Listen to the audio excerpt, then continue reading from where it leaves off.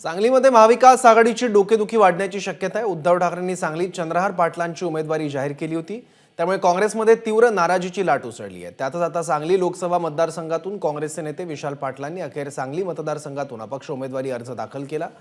त्याचबरोबर काँग्रेस पक्षाकडूनही दुसरा अर्ज दाखल केला आहे। त्यामुळे महाविकास आघाडीत तिढा वाढण्याची शक्यता आहे। दरम्यान विशाल पाटलांचं सांगलीत मोठं शक्ती प्रदर्शन सुरू आहे। विशाल पाटील यांची रॅली काँग्रेस भवन इथे पोहोचली आहे।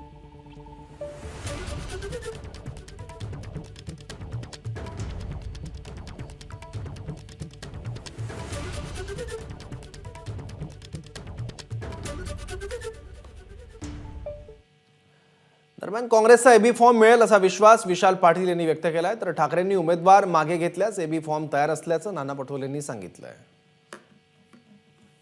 22 तारखेला अर्ज राहिला तर बंडखोरी आणि 19 तारखेला पक्षांनी उमेदवारी नाही दिली तर पुढची चर्चा।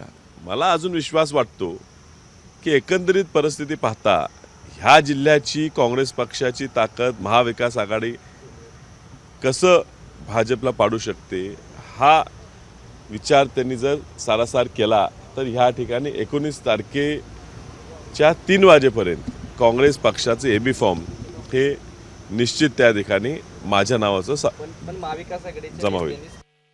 नाही, त्यांनी अगर वापस घेतला शिवसेनेने तर काँग्रेसचा एबी फॉर्म आमचा तयार आहे। पण मूळ भाग आहे की आता शिवसेनेने ती जागा लढवायचंच ठरवलेलं आहे। अशा वेळेस त्यांना आम्ही काही जबरदस्ती करू शकत नाही। त्यांना वाटतं ते चांगलं ते करतील असं आम्हाला वाटतं, आणि अशी वेळ आली तर ते त्यांचा कॅन्डिडेट राहिलाच तरी आम्ही त्यांना पाठिंबा देऊ। आणि जर शिवसेनेचा उमेदवार कायम राहिला तर विशाल पाटील यांनी माघार घ्यावी ही पक्षाची अपेक्षा राहील। बिलकुल त्याला आम्ही समजावू आणि त्याला माघार घ्यायला लावू। एबीपी माझा, उघडा डोळे बघा नीट।